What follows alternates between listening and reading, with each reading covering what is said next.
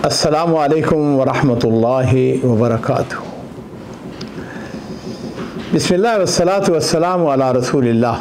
मुअज़्ज़ज़ नाज़रीन इकराम, आज मैं आपको एक अज़ीम ख़ातून, मेरे नज़दीक बिलाशुबा वो हमारी माँ भी हैं, मोमिनों की माँ हैं, उनकी उम्मत मुसलमा के ऊपर, इंसानियत के ऊपर बहुत बड़े एहसानात हैं।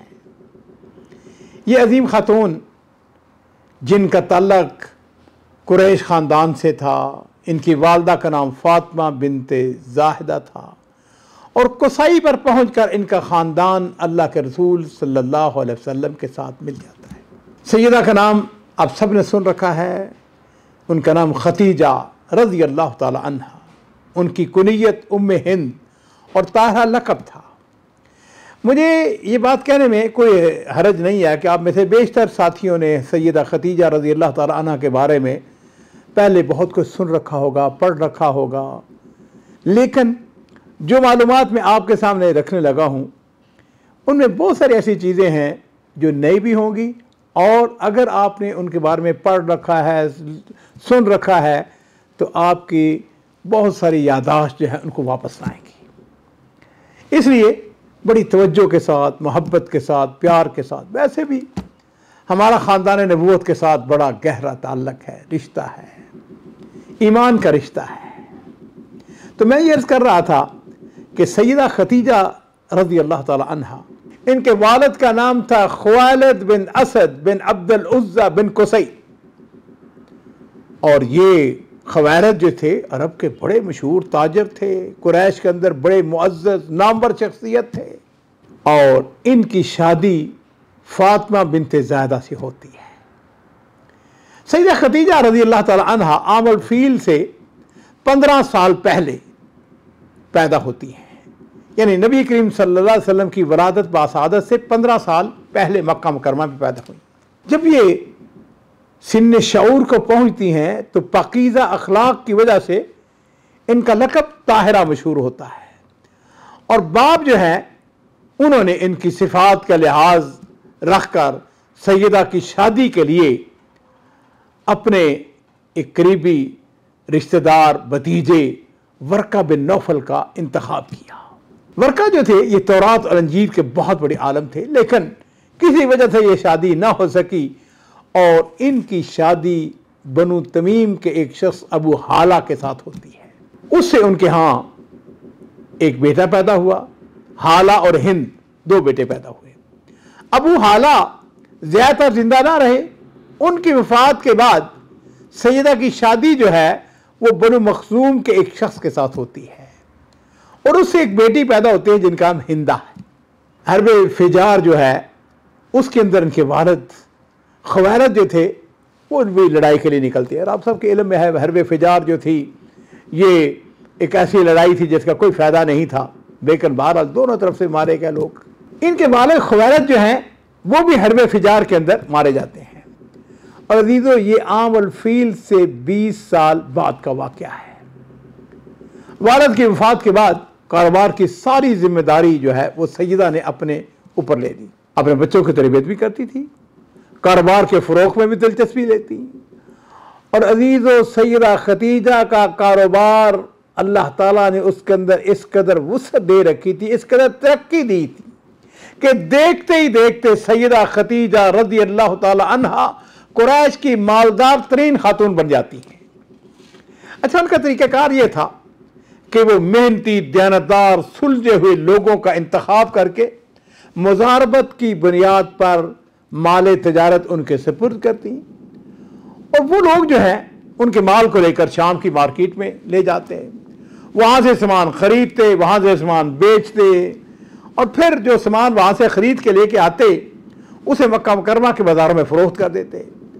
उसमें जो मुनाफा होता उसमें निस्फ़ जो है वो सैयदा को मिल जाता और निस्फ़ जो है उस ताजर को मिल जाता। अज़ीज़ों, यहाँ पर मैं 1 मिनट रुक के एक बात करना चाहूँगा। मुझे अल्हम्दुलिल्लाह मौका मिला है, बारहा मैं शाम में गया हूँ और मैंने बुसरा शाम का वो बाज़ार भी देखा है। बुसरा शाम उस ज़माने के अंदर बहुत बड़ा शहर था, तजारती शहर था, तजारती मंडी थी।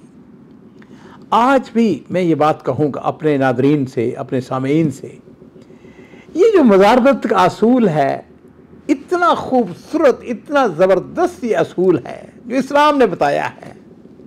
पहली बात तो यह है कि दौलत अगर आपके पास पड़ी हुई है, आपने यकीनन एज ए मुसलमान होने के सूद तो नहीं लेना है। कहाँ रखेंगे आप? बैंक में रखेंगे, बैंक वाले उसमें से फ़ायदा हासिल करेंगे। इस्लाम ने जो हमें तरीका बताया वो ये है कि मज़ारबत के असूल के मुताबिक जो आदमी मेहनती है, ईमानदार है, उसको बुलाएं, जिस तरह सैयदा खदीजा रज़ी अल्लाह ताला अन्हा करती थी, इंतखाब करती थी। इंतहाई नेक, इंतहाई ईमानदार, इंतहाई समझदार, कारोबार की समझ बूझ रखने वाले उनके साथ मिलकर मज़ारबत करती। और अजीज़ो, यहाँ पर मेरे माँ बाप कुर्बान हो, नबी करीम सल्लल्लाहु अलैहि वसल्लम की शोहरत जो है वो मक्का मुकरमा के अंदर आप सब जानते हैं सादक की थी, अमीन की थी। अच्छा जी, मक्के वाले जो हैं वो काफिलों की सूरत में सफ़र करते थे। काफिलों की रवानगी के लिए हफ्तों इंतज़ार होता, तैयारी की जाती। तमाम जितने ताजर हैं वो अपना अपना माल जो है, अपना सामान ऊँटों के ऊपर लादते और गर्मियों में शाम का सफ़र करते। क्या बात है, क्या वहाँ पर जनाब मौसम अच्छा होता।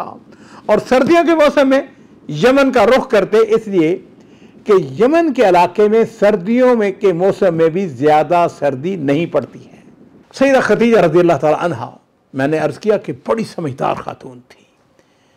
उसने जब नबी करीम सल्लल्लाहु अलैहि वसल्लम की दयानत, शराफत, रासबारी के बड़े रासबाज हैं, हुस्न अखलाक का चर्चा सुना तो नबी अलैहिस्सलातु वस्सलाम को पैगाम भेजती हैं और कहती हैं कि आप मेरा माल तिजारत शाम ले जाना पसंद फरमाएंगे? अगर आप मेरा सामान लेके जाते हैं तो मुझे बड़ी खुशी होगी, और मैं जो मुआवजा दूसरों को देती हूँ ना, मैं कुछ आपको उससे ज़्यादा दे दूँगी। नबी करीम सल्लल्लाहु अलैहि वसल्लम ने सैयदा खदीजा की इस पेशकश को कबूल फरमाया और काफिला के हमरा आप शाम की तरफ रवाना हुए। सैयदा खदीजा का एक गुलाम था, बड़ा वफादार, बड़ा समझदार, उसका नाम था मैसरा। तो खदीजा ने कहा, ऐसा करो मैसरा, तुम भी नबी अलैहिस्सलाम के साथ जाओ, उनकी मदद करना, उनके साथ तावन करना, उनकी खिदमत करना। तो जी नाज़रीन इकराम, ये काफिला जो है ये शाम में चला जाता है। और मैंने अर्ज़ किया कि उस ज़माने में बुसरा जो है, मैं जिस वक्त बुसरा में गया तो मैंने देखा वहाँ से बैतुल मक़दस भी करीब था, दमिश्क भी वहाँ से करीब था, ये आपका उर्दन का जो अम्मान है वो भी वहाँ से करीब था। गोया वो एक गुलदस्ते की सूरत में दरमियान में ये रास्ता बनता, बड़ा इलाका खूबसूरत है, जैतून के दरख्त, सुबहान अल्लाह, क्या बात है जनाब। और मौसम गर्मियों के मौसम में बड़ा शानदार मौसम। नबी करीम सल्लल्लाहु अलैहि वसल्लम जिस वक्त वहाँ तशरीफ़ लेके गए, आपको वहाँ पे वाफर मिकदार में नफ़ा हासिल होता है। अब यहाँ पे जो मैसरा था वह नबी करीम सल्लल्लाहु अलैहि वसल्लम का मुशाहदा कर रहा है, आपका अखलाक, आपका तर्ज कलाम, आपकी संजीदगी है जी, खंदा पेशानी, आपकी गुफ्तार, आपकी दयानत, आपकी इमानत, आपका हुस्न मामला, बड़ा मुतासर हुआ। दिलो जान से नबी करीम सल्लल्लाहु अलैहि वसल्लम का गर्विदा हो जाता है। तो जिस वक्त आप मक्का मुकरमा वापस पहुंचते हैं तो मैसरा जो था उसने सैयदा खदीजा को नबी करीम सल्लल्लाहु अलैहि वसल्लम के बारे में सारे अहवाल, सारी बातें जो हैं वो बताई। सैयदा खदीजा जो है वो नबी अलैहि वसल्लम के हालात, वाक़यात, अखलाक के आलिया से बखूबी आगाह थी। उम्र उनकी जो थी वो 40 साल हो चुकी थी और उनकी दौलत, उनके सरवत, उनका शरीफाना अखलाक पूरे मक्का मुकरमा के अंदर, क्या पूरे इलाके में उनकी शोहरत थी। कुरैश के कितने मोअज़्ज़ज़ीन उनसे शादी के लिए तमन्ना रखते थे, कितने पैगाम उनको मिले, लेकिन उन सब पैगाम को ठुकरा दिया। लेकिन बात पता क्या है? बात यह है कि अल्लाह रब्बुल इज़्ज़त जो है उनके लिए सय्यदुल अव्वलीन वल आखिरीन को मुंतखब कर चुका था। अल्लाह का ये फैसला था कि ये नबी करीम सल्लल्लाहु अलैहि वसल्लम की ज़ौजा मोहतरमा बने। चुनाचे उन्होंने खुद नबी करीम सल्लल्लाहु अलैहि वसल्लम के बारे में सोचना शुरू कर दिया कि मैं उनके साथ शादी क्यों न कर लूँ। उस ज़माने में नाज़रीन कराम, औरत उसको ये हक होता था कि वो ख़ुद अपनी शादी का फ़ैसला कर सकती थी, ख़ुद शादी का पैगाम भिजवा सकती थी। नाज़रीन कराम, सैयदा खदीजा रज़ी अल्लाह ताला अन्हा की ज़िंदगी के रोशन पहलू, उनकी बहुत अच्छी अच्छी बातें अभी बहुत सारी बाकी हैं।